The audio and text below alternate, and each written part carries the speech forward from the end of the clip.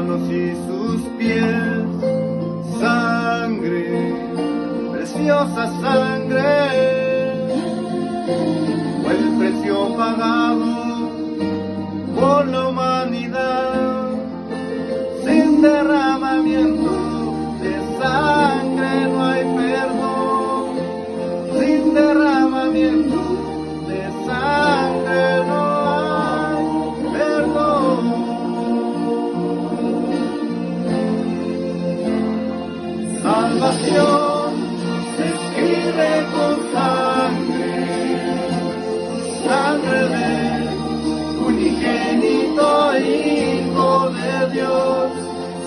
salvación se escribe con sangre, sangre de Cordero que nos rescató. Salvación se escribe con sangre, sangre de unigénito Hijo de Dios. Salvación se escribe con sangre, sangre de Cordero que nos rescató.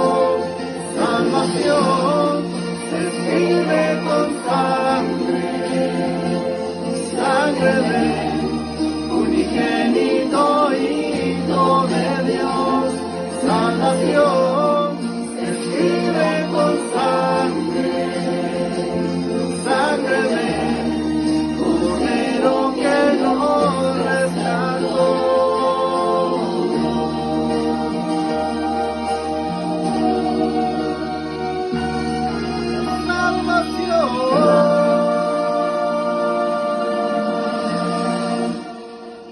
Amén. Hola mis hermanos, me da mucho gusto saludarlos.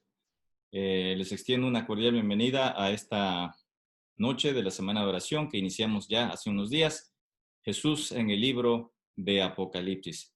Pues miren, hoy estoy en otro escenario. Resulta que tuve problemas, no sé por qué, para grabar. Ya llevo 3 intentos de grabar este tema y no he podido, así que mi celular a la mitad de la grabación se para, batería, todo, así que decidí venir para hacerlo aquí con el Zoom. Va a ser un poco diferente y espero que ustedes me comprendan. Voy a compartir mi pantalla, hermanos. El tema que he escogido para esta noche está basado en Apocalipsis capítulo 12 y capítulo 13. Así que espero con la ayuda de Dios que pueda ser de bendición para ustedes. Voy a compartir mi pantalla y entonces vamos a dar inicio. Recuerden que esta semana de oración es un enfoque evangélico del libro de Apocalipsis. Eso es lo que yo deseo, que sea un enfoque evangélico, tratar de mirar a Jesús, porque Jesús es el centro de no tan solo el libro de Apocalipsis, de todas las Sagradas Escrituras. Entonces el título de este tema es Una falsa Trinidad engañando al mundo. Ahora que bajaba para grabar aquí, le decía a un compañero, oye, qué cosa, mira, este tema es un tema muy delicado. He tenido 3 veces intentos de grabarlo y bueno, este es el tema, una falsa trinidad engañando al mundo. Y para eso quiero introducir, queridos hermanos, algunos datos, compartir con ustedes algunos datos que quiero que tomen en cuenta. Se estima que somos unos 2.170 millones de cristianos en la actualidad. Si estamos hablando de que somos un poco más de 7.000 millones en el mundo, pues es alrededor de 28, casi 29% de la población mundial somos cristianos. Y de estos cristianos que somos en el mundo, se han contabilizado 33,000 diferentes denominaciones. O sea, hermanos, iglesias, grupos religiosos dentro del cristianismo, solamente dentro del cristianismo. Porque miren, si les presento este pie, quiero decirles que de este pie que representan las religiones en el mundo, las principales religiones en el mundo, pues aquí voy a señalar, estos son los musulmanes, el islam, los hinduistas y otras religiones menores, pero la parte, el pedazo, la rebanada más grande de este pie es el cristianismo, ¿no? El cristianismo es la parte más grande, pero el islam, ustedes vean que viene muy cerca. De hecho, en algunos años ha tenido un porcentaje de crecimiento a veces mayor que el cristianismo. Bueno, pues esas 33,000 denominaciones solamente es en el mundo cristiano. Yo para sacar esta diapositiva entré a internet y busqué para saber cuántas denominaciones hay y encontré esto y es increíble. Empecé a ver la lista, ¿eh? Pueden ustedes hacerlo también. ¡Qué barbaridad! Gran cantidad de nombres. Casi pareciera que cualquier persona que se le ocurre registrar una religión, una denominación, pues va y lo hace, reúne un poco de seguidores, expresa cuál es su filosofía y allí está una denominación en el mundo cristiano. Y lo mismo sucede en otras. Así que pueden ustedes imaginarse qué variedad de creencias, de ideologías, de grupos religiosos. Ahora, quiero hacerles una pregunta. ¿Piensan ustedes que todas las religiones del mundo adoran al mismo Dios? Algunas respuestas a las preguntas que voy a hacer pueden ser sencillas, otras un poco más complicadas. Por ejemplo, ¿es el Dios que adoran los bautistas el mismo al que adoramos los adventistas? ¿Qué piensan ustedes? No hay que ser tan rápidos para responder, pero qué bueno, seguramente ya respondieron. Sí, yo creo que no hay ningún problema. El Dios al que nosotros adoramos seguramente es el mismo al que adoran los bautistas, ¿no? Ahora, pero vamos a dar un paso más allá, vamos a ir avanzando. ¿Adoramos los cristianos y judíos al mismo Dios? Bueno, quizá esta nos toma un poquito más de reflexión. ¿Adoramos los cristianos y judíos al mismo Dios? Pues yo creo que podemos concluir que sí, ¿no es cierto? Porque, por ejemplo, al Dios al que nosotros adoramos es al Dios de Abraham, al Dios de Isaac, al Dios de Jacob, al mismo que los judíos también adoraban, ¿no es cierto? De hecho, la Biblia hebrea, la Biblia judía, pues es la que corresponde a nuestro Antiguo Testamento, los libros del Antiguo Testamento. Así que es evidente que sí, pero vamos a dar un paso más allá. ¿Qué hay de los musulmanes o budistas o hinduistas? ¿Qué hay en relación con eso? Pregunto, ¿las oraciones que elevan estos grupos religiosos, las oraciones que elevan, están dirigidas al mismo Dios al que nosotros adoramos? ¿Qué piensan de eso?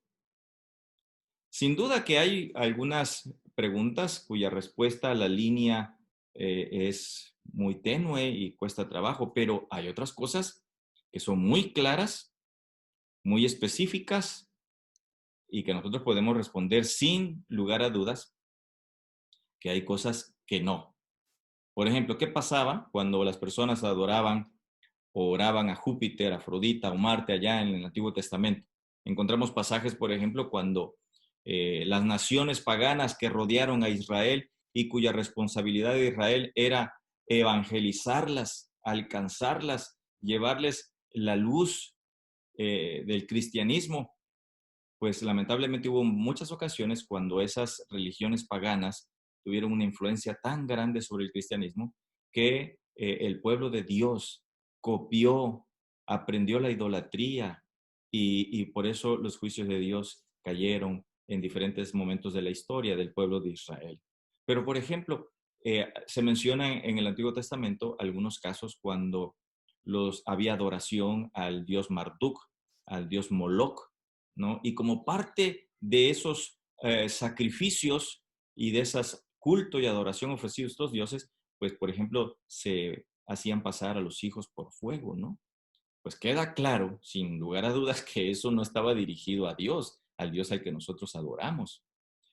El Señor fue muy específico, nuestro Dios, en Levítico 18, versículo 21, y no des hijo tuyo para ofrecerlo por fuego a Moloc. No contaminéis así el nombre de tu Dios. Yo, Jehová, lo he dicho, ¿verdad?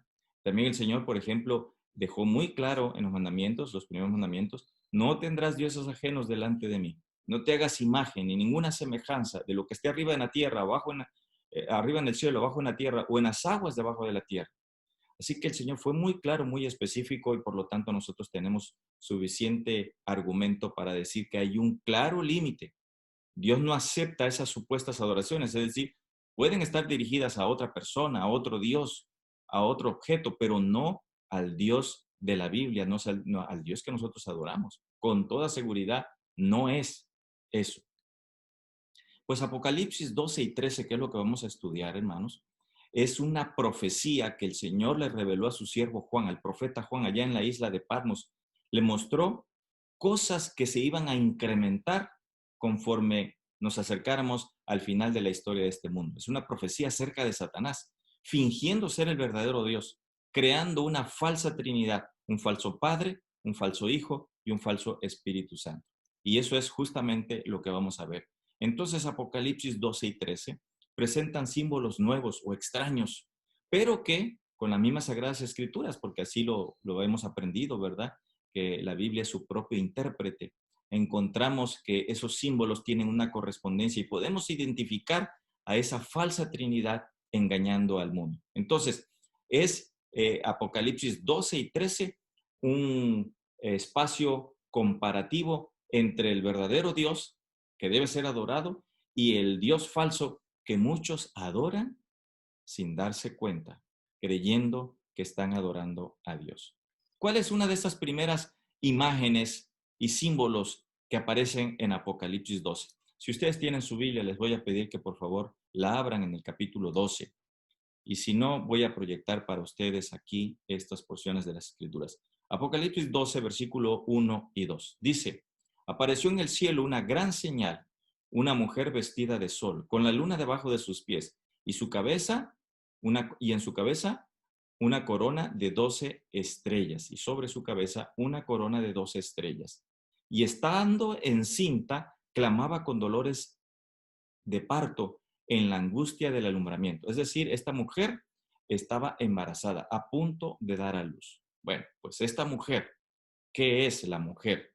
Es claro que en la Biblia, tanto en el Antiguo Testamento como en el Nuevo Testamento, se usa la figura de la mujer, una en el Antiguo Testamento para representar al pueblo de Dios y en el Nuevo Testamento para representar a la iglesia. Así que es claro que esta mujer que ve Juan es una alusión a la mujer, a la iglesia. Es una alusión a la iglesia, ¿verdad? Ahora, también otra de las cosas que se menciona aquí en Apocalipsis capítulo 12 es que en el versículo 2, un niño está por nacer. Un niño está por nacer. Pues sin duda que esta es una alusión a esa primera profecía de la venida del Redentor, del Mesías, del niño que nacería. Génesis 3:15, ustedes saben que el Señor le habló a la serpiente, a Satanás, y le dijo, enemistad pondré entre ti, o sea, entre Satanás y la mujer, la iglesia, entre tu simiente, tu descendencia, y la simiente suya, la simiente de la iglesia, que es Jesucristo, porque Jesús nació a través de una mujer, de María, ¿no? Entonces, esta mujer es la iglesia y hace una alusión aquí a la primera promesa mesiánica, la venida, pues, del Mesías. Tanto judíos como cristianos a lo largo de la historia han identificado a ese niño como al Mesías que vendría. Por ejemplo, Isaías capítulo 9, versículo 6, el profeta Isaías escribió esta profecía mucho tiempo antes de que sucediera de la venida del Mesías, porque un niño nos es nacido, hijo nos es dado, y el principado sobre su hombro, se llamará su nombre admirable, consejero, Dios fuerte, Padre eterno, príncipe de paz. Qué bonita descripción del profeta Isaías, qué bonita profecía hablando de la venida del Mesías, de su naturaleza, de su carácter, príncipe de paz. ¿No es cierto, hermanos? Cuando Jesús llega a nuestro corazón, trae paz, trae tranquilidad. Ahora, pues Jesús nació como un niño a través de una mujer, María, quien en sus brazos y a nombre de toda la humanidad recibió a Jesús como nuestro Salvador. Otra imagen que aparece aquí es lo que dice Apocalipsis capítulo 12, versículo 3 y 4. Un dragón escarlata, hermanos. Vean esta descripción. Dice, también apareció otra señal en el cielo. He aquí un gran dragón escarlata que tenía 7 cabezas y 10 cuernos, y en sus cabezas 10 diademas. Y su cola arrastraba la tercera parte de las estrellas del cielo y las arrojó sobre la tierra. Y el dragón se paró frente a la mujer que estaba para dar a luz a fin de devorar a su hijo tan pronto como naciese. Bueno, ¿quién es el dragón? Juan no pierde tiempo y con toda claridad nos dice, para no crear dudas, con toda claridad, nosotros no tenemos que hacerlo. La misma Biblia allí identifica a este dragón, que es Satanás. ¿Se acuerdan? El versículo 9, si quieren, vamos a buscarlo. Apocalipsis capítulo 12, versículo 9. Miren cómo dice la escritura.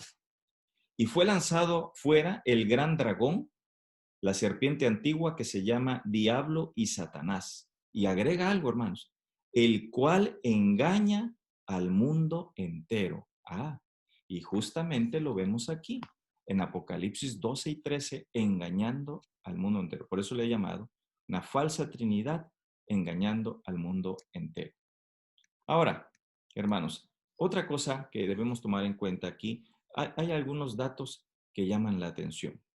No es coincidencia, es una indicación divina. Por ejemplo, el dragón que se menciona aquí en el capítulo 12 de Apocalipsis dice que tiene 7 cabezas y 10 cuernos.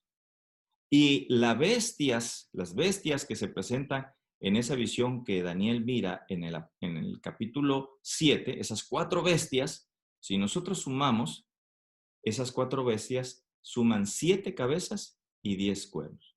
Eso quiere decir, ya de entrada, y ahorita lo vamos a ver con fundamento bíblico, ya de entrada, que hay una correspondencia entre ese dragón y las bestias de Daniel capítulo 7.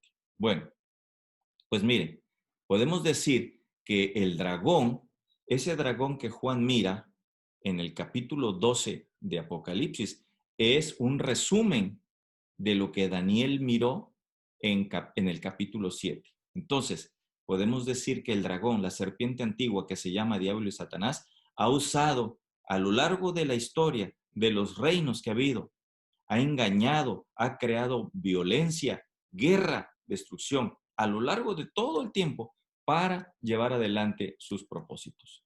Mientras que Jesús es el príncipe de paz, Satanás es el originador de toda clase de mal, de la guerra, de la lucha, del dolor, del sufrimiento.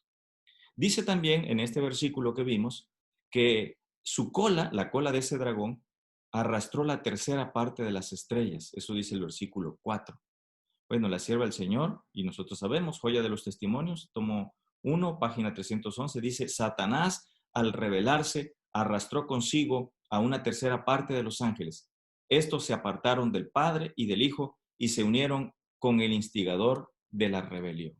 Así que hace alusión aquí a esa obra de rebelión y de llevar consigo, de engañar, porque así lo hizo con los ángeles en el cielo, a una tercera parte de los ángeles que creyeron sus mentiras. Dice el versículo 4, que ya lo hemos leído, y lo vuelvo a referir aquí, dice que ese dragón se paró frente a la mujer, que estaba a punto de dar a luz a fin de devorar a su hijo tan pronto como naciese. Oigan, hermanos, qué imágenes tan tremendas son estas. Yo me pongo a pensar, por ejemplo, en una mujer que está a punto de dar a luz. Puedo pensar en mi madre, puedo pensar en mi esposa, puedo pensar en mi hija, en una mujer a quien llevamos al doctor cuando llegan los momentos el trabajo de parto, a quien la llevamos con el doctor, con un obstetra, para que le ayude en ese trabajo de parto a fin de dar la bienvenida al bebé. Pero resulta, hermanos, que ese obstetra que Juan mira aquí, una imagen grotesca, no es sino Satanás. Y entonces tiene un cuchillo en la mano para que tan pronto nazca el niño, le quite la vida. Qué cosa tan espantosa. Y la pregunta que tengo es, ¿por qué Dios, creen ustedes, hermanos, nos enfrenta con imágenes tan feas como esta? ¿Por qué Juan miró eso? ¿Por qué también nosotros hoy lo podemos encontrar en la Biblia? ¿Por qué Dios lo ha dejado registrado allí? Bueno, pues sin duda, hermanos, es para que nosotros entendamos que Satanás, de una manera directa y clara, utilizó a personajes como Herodes, los líderes religiosos, Pilato y a todas las autoridades civiles para que se cumpliese la profecía claramente establecida, ¿no? Es decir, para que ese niño cuando naciera le quitaran la vida. Ustedes saben que Herodes estableció un decreto de dar muerte a los niños. El deseo de todas las gentes nos dice que desde su cuna hasta su tumba Jesús fue asediado por Satanás, porque él sabía que si lograba matar a ese niño o hacer que ese niño, Jesucristo, no cumpliera su misión en esta tierra, entonces la humanidad entera quedaría perdida para siempre. Y miren, ¿saben por qué Satanás estaba empeñado en contra de Jesús? Porque Jesús nos los dijo, vino a buscar y a salvar lo que se había perdido. Y entonces, miren, les quiero hacer esta ilustración. Miren, ¿por qué ¿Por qué Satanás estuvo empeñado en atacar a Jesús? Porque Jesús estaba detrás de nosotros. Porque Él estaba pensando en nosotros. Porque la suerte de la humanidad estaba, dice la sierva del Señor, pendida de un hilo en la decisión de Jesucristo, especialmente en esos últimos momentos de su vida, cuando Satanás lo asedió, ¿verdad? Y lo tentó de muchas maneras, y por eso lo hizo. Desde que yo vi por primera vez esta imagen, quedé impresionado. El artista, el pintor de esta imagen, qué palabras tan tremendas podemos mirar en estas imágenes. Esa mano tan terrible, tan trastornada, transformada por el pecado y la maldad de Satanás, empuñando allí una espada que ha introducido en algún cuerpo, por eso está con sangre. Esa es su labor, pero hermanos queridos, qué bendición nuestro Señor Jesucristo, ¿verdad? Nuestro Redentor, nuestro campeón, tomando su mano con autoridad, porque Satanás es un ser, un enemigo vencido. Así que, hermanos, este asunto es una guerra, esta lucha es una batalla a muerte, es una guerra a muerte. Nosotros estamos en el centro. Hermanos, estos asuntos de Satanás no es un juego, no es un juego. Algunos lo pintan con un tenedor de cuernitos, allí lo pintan de color rojo, pero esto es mucho más que eso. Satanás no descansará, empeñará todas sus energías para quitarte la vida a ti, a tus hijos y a mí. Por eso Pedro escribió, 2 de Pedro 3:9, ¿no? Y también en 1 de Pedro 5:8, que el diablo anda como león rugiente, buscando a quien devorar. Cuando miramos esas imágenes en National Geographic de ese león que agarra y corretea a esa pequeña criaturita, un venadito tierno, y lo corretea y entonces quiere escaparse, pero finalmente lo alcanza, lo desgarra. Así Satanás está tratando de hacerlo. Así que la escritura, pero también dice Pedro que el Señor es paciente, porque no quiere que ninguno perezca, sino que todos procedamos al arrepentimiento. Ahora, el versículo 5 dice, y ella, o sea, la mujer, dio a luz un hijo varón que regirá con vara de hierro a todas las naciones, y su hijo fue arrebatado para Dios y para su trono. Seguramente una alusión a lo que ya vimos en el capítulo 4 y 5, cuando Jesús, triunfante de haber cumplido su misión aquí en la tierra, llega al cielo, ¿verdad? Es entronado, se sienta en el trono al lado del Padre. También dice aquí el versículo 7 del capítulo 12, que Miguel y sus ángeles luchaban contra el dragón y luchaban el dragón y sus ángeles, pero no prevalecieron ni se halló ya lugar para ellos en el cielo. ¿Quién es este Miguel? Pues Miguel significa ¿quién es como Dios? Y pues, hermanos, la respuesta es clara, este Miguel es Jesús, porque la expresión ¿quién es como Dios? No se refiere a semejanza, sino que es. ¿Quién más es como Dios? Pues Jesús. Es el único que es Dios, Jesús mismo. Ahora, en este versículo no está hablando Juan de un orden cronológico, ¿verdad? No quiere decir, y después hubo una gran batalla en el cielo, ¿no? No es que después de que Jesús ascendió, esa batalla fue mucho antes, ¿no? Así que no está hablando aquí de orden cronológico, sino que está haciendo alusión a esa guerra milenaria. Ahora, ¿cómo habrá sido esa batalla? Algunos piensan que si es una batalla de ideas, yo creo que fue incluso una batalla física, ¿no? Y entonces el versículo 12, el versículo 9, fue lanzado fuera el gran dragón, la serpiente antigua que se llama Diablo y Satanás, el cual engaña al mundo entero, fue arrojado a la tierra. El versículo 12 dice, ay de los moradores de la tierra. Pues ¿quiénes nosotros? De la tierra y del mar, las islas, en cualquier parte donde hay seres humanos, porque el diablo ha descendido a vosotros con gran ira, sabiendo que tiene poco tiempo. Ay de los moradores de la tierra y del mar. Pues como les dije, yo creo que esta ha sido una guerra física inclusive. Ahora, versículo 13. Y cuando vio el dragón que había sido arrojado a la tierra, persiguió a la mujer, a la iglesia, que había dado a luz al hijo varón.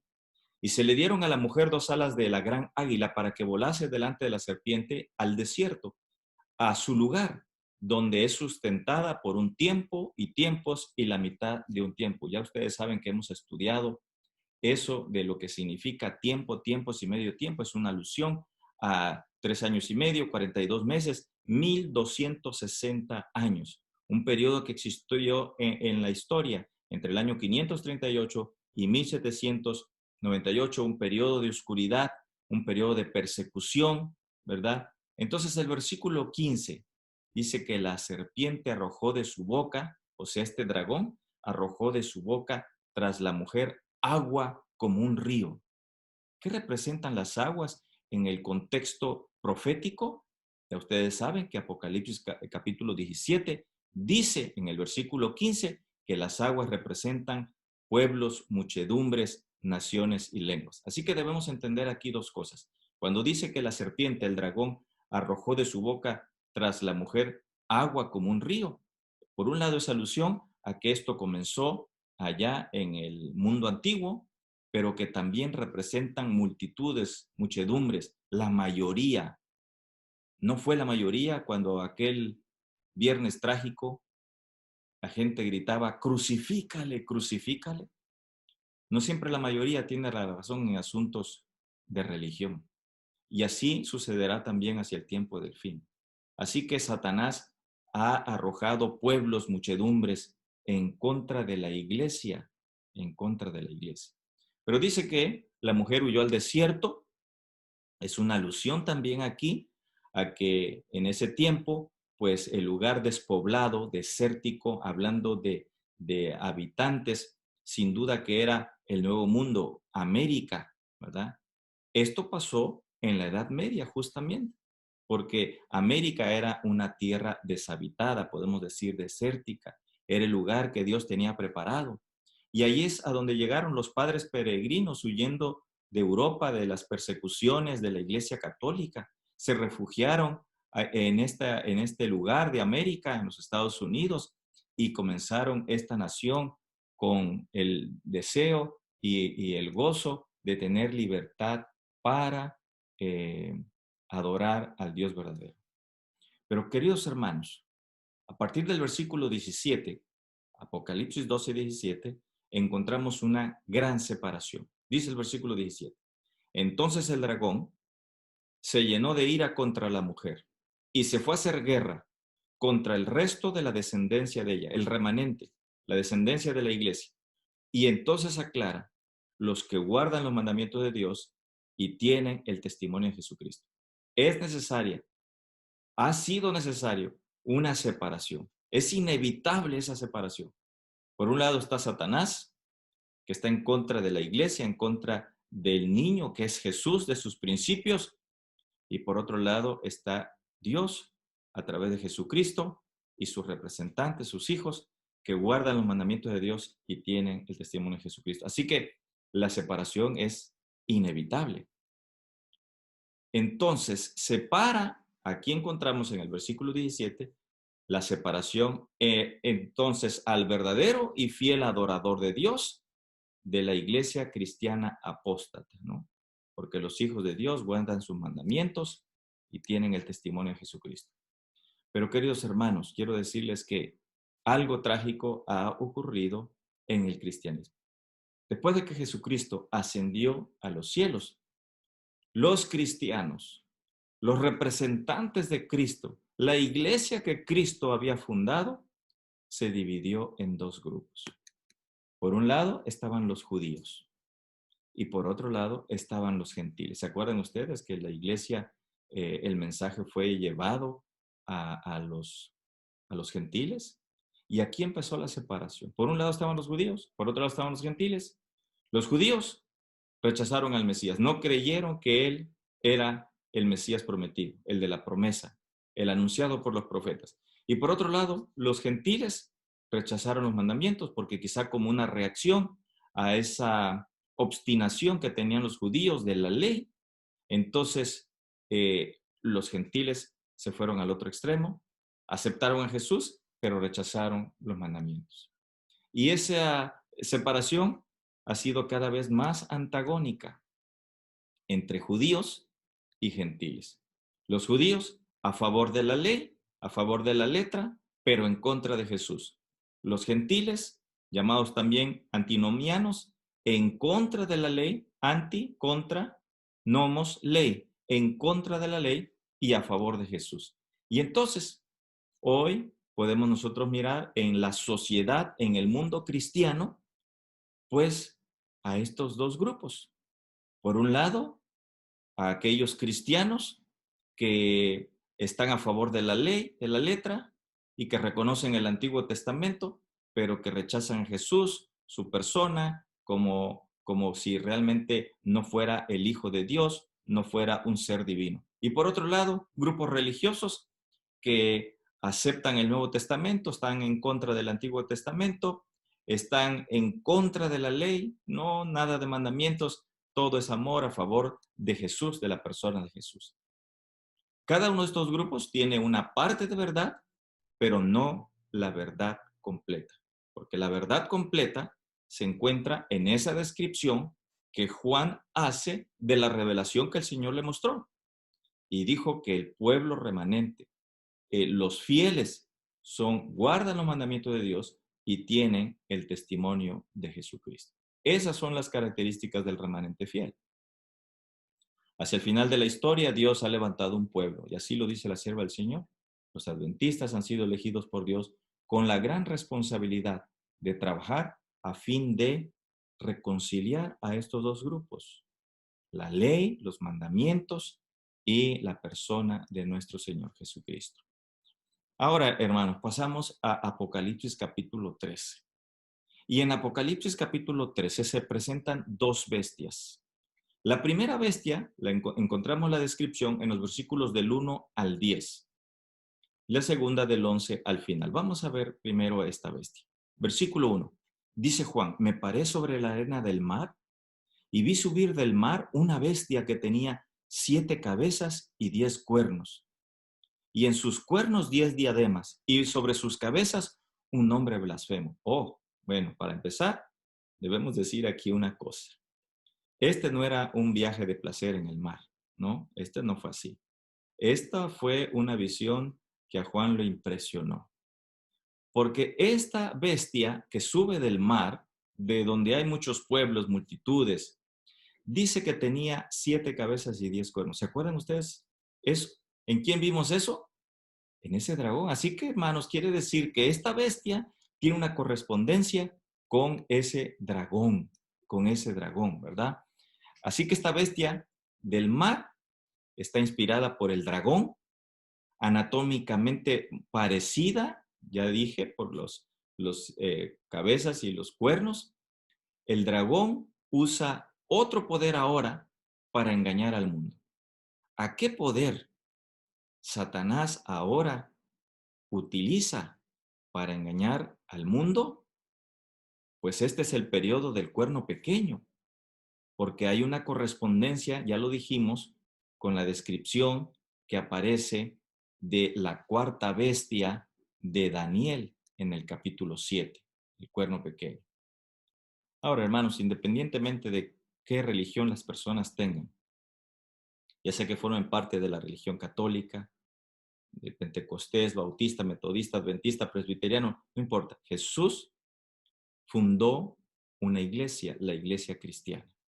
Y hoy hay una gran variedad de iglesias, denominaciones, que se supone tienen su fundamento en Jesús, pero realmente están cumpliendo su responsabilidad, están adorando al Dios que nosotros conocemos, que fundó esta iglesia.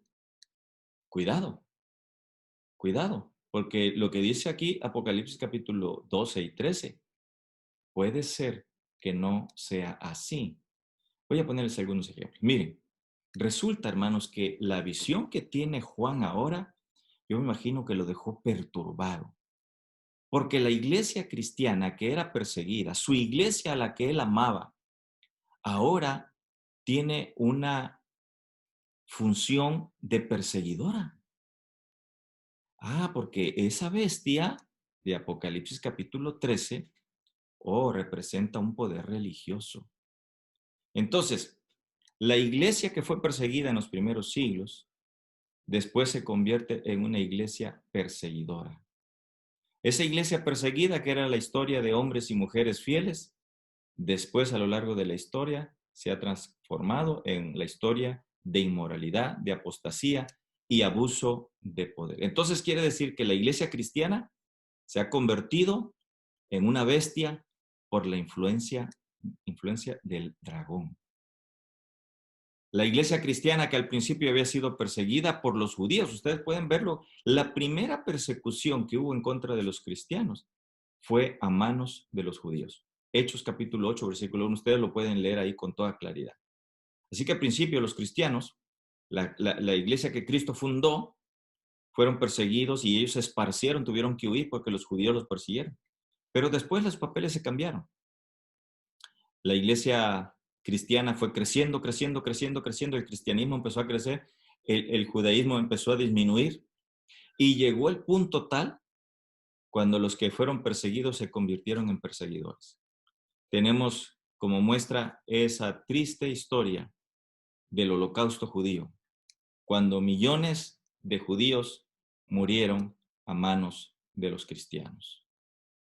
Apocalipsis capítulo 13, versículo 12 dice, y la bestia que viera semejante a un leopardo, y sus pies como de oso, y su boca como de león, y el dragón le dio su poder, su trono y grande autoridad. Como ya también dije hace rato, ahora también Juan no pierde tiempo en decir que a esta bestia que surge del mar es el dragón quien le da su poder, su trono y su gran autoridad. Y esa bestia tiene partes de cada una de esas bestias que aparecen en Daniel en el capítulo 7. Así que, hermanos, aquí vemos al dragón, un falso padre, dándole su poder y autoridad a esa criatura, a esa bestia que surge del mar, a su hijo, a su falso hijo. Porque, hermanos, ¿recuerdan ustedes las palabras de Jesucristo? Cuando Jesús estuvo sobre esta tierra, dijo, toda potestad, todo poder me es dado del cielo, de mi Padre. Por tanto, yo se los doy. Así que Jesús reconoció que la autoridad que él tenía cuando estuvo en esta tierra, la había recibido del Padre. Y aquí, este falso padre, que es el dragón, que es Satanás, le da su poder, dice, y el dragón le dio su poder y su trono, su grande autoridad, a su hijo, a esta bestia, la bestia de Apocalipsis 13. Entonces, aquí vemos que el dragón da su autoridad, que es una imitación, una falsificación al Padre y al Hijo, ¿no? Versículo 3. Y vi una de sus cabezas como herida de muerte, pero su herida mortal fue sanada y se maravilló toda la tierra en pos de la bestia. Sabemos que esa herida mortal la recibió el líder de la Iglesia Católica, el Papa, el papado más bien, el papado como sistema, en 1798, cuando las fuerzas del general Berthier, enviados por Napoleón, llegaron a Francia, le dieron la oportunidad al Papa Pío VI, pero él no quiso reconocer la autoridad de Napoleón y sus fuerzas, y entonces, como no, fue tomado preso, llevado al exilio y allá murió en el exilio. Pero esa herida mortal es una falsificación de la herida que Cristo sufrió en esta tierra, pero que fue sanada la herida de Cristo. Cristo fue sanado, después de 3 días resucitó. Pues esa resurrección de la herida que fue sanada, que menciona el libro de Apocalipsis, pues es una falsificación justamente del Hijo de Jesucristo. Por eso he puesto aquí, Juan describe la falsa y oscura Trinidad. El dragón es Satanás, es decir, una falsa imagen de Dios el Padre. La bestia del mar es el Hijo de la falsa Trinidad, tomando el lugar de Jesús en la tierra. La segunda bestia de la tierra, la que vamos a ver ahora, la segunda mitad de Apocalipsis 3, está imitando al Espíritu Santo. Y ya vamos a ver por qué. Ahora, ¿volverá a recuperar ese poder en el futuro, esa bestia? Pues Apocalipsis 13, 3 dice que sí. y sucederá muy pronto. Un día retomará sus malos hábitos anticristianos de persecución y abuso de poder. Un día será tan influyente en todo el mundo como lo fue durante la Edad Media. Y la gente seguirá a la bestia diciendo, ¿quién como la bestia? ¿Se acuerdan que yo había dicho hace rato que Miguel luchó? Y Miguel, ¿quién? El nombre de Miguel significa ¿quién es como Dios? Pues Miguel, Jesús, es como Dios. Y ahora, aquí en esta expresión que aparece en el versículo 13, la gente dirá, ¿quién como la bestia? Versículo 4. Y adoraron al dragón. Noten, noten, hermanos, que hablando todavía de la primera bestia, que es un poder religioso, no es un poder político, es un poder religioso, porque entonces no se tendría que mencionar estos términos de adoración. Y adoraron al dragón que había dado autoridad a la bestia, y adoraron a la bestia diciendo, ¿quién como la bestia? ¿Y quién podrá luchar contra ella? Ya hice mención a esto. Miguel significa quién es como Dios. Es la única persona porque Él es Dios. Pero la bestia que quiere que se la compare con Dios es un reemplazo falso de Jesús en la tierra. En Daniel 7, en la descripción que se hace del cuerno pequeño, de ese poder religioso, dice el versículo 25, y hablará palabras contra el Altísimo, y a los santos del Altísimo quebrantará, y pensará en cambiar los tiempos y la ley, y serán entregados en su mano hasta tiempos y medio tiempo. Esto se explica en Apocalipsis 13, versículo 5. También se le dio boca que hablaba, noten, esa bestia que surge del mar, tenía una boca que hablaba grandes cosas y blasfemias, lo mismo, o sea que vean la correspondencia entre la primera bestia de Apocalipsis 13 y el cuerno pequeño de Daniel 7. Blasfemias en ambas partes se menciona. También dice que abrió su boca en blasfemias contra Dios para blasfemar de su nombre, de su tabernáculo y de los que moran en el cielo. Pues es claro que durante la Edad Media nadie podía obtener el perdón de los pecados sin la anuencia de la Iglesia Católica Romana. El ejemplo de las blasfemias presentadas en este versículo, sin duda, es una alusión a las indulgencias, un falso sistema de perdón. Era un sistema no bíblico de salvación y de perdón de pecados. Y contra esto, no tan solo Lutero, sino muchos reformadores se levantaron en contra. Ahora, el Espíritu Santo vino para afirmar la obra de Cristo. Y la segunda bestia de Apocalipsis 13, que empieza en el versículo 11, que representa a los Estados Unidos, son representados en la profecía como un poder que hará que el mundo entero entregue su voluntad y apoyo a la primera bestia, es decir, al papá. Y quiero, hermanos, que vayamos, por favor, a ver estos dos pasajes del Escrito. Vayamos al libro de Apocalipsis. Con toda intención no quise ponerlo para que podamos leerlo directamente de la palabra de Dios. Apocalipsis capítulo 13, versículo 8. Miren lo que dice la palabra de Dios. Y la adoraron, ¿a quién? A esa bestia, a esa primera bestia de Apocalipsis 13. A un falso Dios y a un falso hijo, la adoraron, dice el versículo 8, todos los moradores de la tierra cuyos nombres no estaban escritos en el libro de la vida del Cordero que fue inmolado desde el principio del mundo. Así que aquellos cuyos nombres no estaban en el libro de la vida lo adoraron. Yo quiero preguntarte, hermano, ¿está tu nombre escrito en el libro de la vida? Debemos asegurarnos de que nuestro nombre esté escrito en el libro de la vida y que nuestras acciones, nuestro culto y nuestra adoración correspondan a lo que dice las Sagradas Escrituras. Ahora vayamos a Apocalipsis capítulo 21, versículo 27. Apocalipsis 21, versículo 27. Hablando de la tierra nueva, de la tierra restaurada, el lugar que el Señor ha ido a preparar para nosotros. Dice, no entrará en ella ninguna cosa inmunda o que hace abominación y mentira, sino solamente los que están inscritos en el libro de la vida del Cordero. Oh, queridos hermanos, hemos visto aquí una falsa Trinidad, un falso Dios, un falso Padre un falso hijo y un falso Espíritu Santo. Eso es lo que presenta Apocalipsis 12 y 13. Engañando al mundo. Y la pregunta que empecé a hacer, ¿adoran y elevan al mismo Dios al que nosotros adoramos otros grupos? Bueno, es una respuesta que yo no voy a dar, pero que tenemos en la Biblia suficientes argumentos para decir y a invitarnos también a nosotros a ser cuidadosos, a ser cuidadosos. Los falsos dioses y los falsos ídolos son todas aquellas cosas que ocupan el lugar que debe ocupar Dios. Nos extrañamos y nos asustamos de esos falsos ídolos que la gente tiene, pero ¿cuáles son los ídolos modernos? Así que debemos ser muy cuidadosos. Y quiero dejar este versículo en sus corazones. Versículo 27 de Apocalipsis capítulo 21. No entrará en ella ninguna cosa inmunda o que hace abominación y mentira, sino solamente los que están inscritos en el libro de la vida del Cordero. Si has aceptado a Jesucristo, tu nombre está escrito en el libro de la vida del Cordero. Si le has entregado tu corazón, has sido bautizado, has reconocido a Jesús públicamente como tu Salvador personal, tu nombre está escrito en el libro de la vida.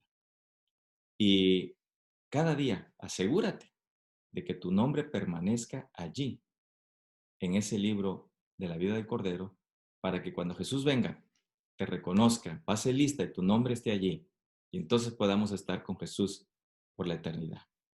Deseo que Dios te bendiga y que ese Jesús que está en el centro del libro de Apocalipsis, de la Biblia, sea el centro también de tu corazón. Que Dios te bendiga. Muchas gracias en mi deseo de oración. Feliz noche. Hermanos, qué maravilloso, la semana terminó. Bueno, terminamos mañana, pero esta noche fue la última. Gracias porque ustedes participaron. Quiero recordarles que mañana sábado, nuestro culto divino, cada iglesia, cada pastor con sus iglesias, tendremos la escuela sabática, el sermón, comenzaremos juntos para el culto divino y el sermón a las 10 de la mañana aquí en el horario de Colorado, a las 11 de la mañana en el horario del centro, para mis hermanos que están en Kansas, Missouri, Nebraska, Iowa, South Dakota, y entonces esperamos que se conecten a las 10 de la mañana para los hermanos que están en Colorado, a las 11 los que están en el área del centro. Vamos a orar y pedir que Dios bendiga a todos esta noche. Gracias, Padre, porque esta noche tú nos diste otra vez alimento espiritual. Bendice a mis hermanos, cada uno con sus familias, donde quiera que se encuentren y puedan tener la bendición tuya esta noche. En Jesús te damos gracias por todo. Amén. Los esperamos mañana, mis hermanos. Dios los bendiga. Feliz noche.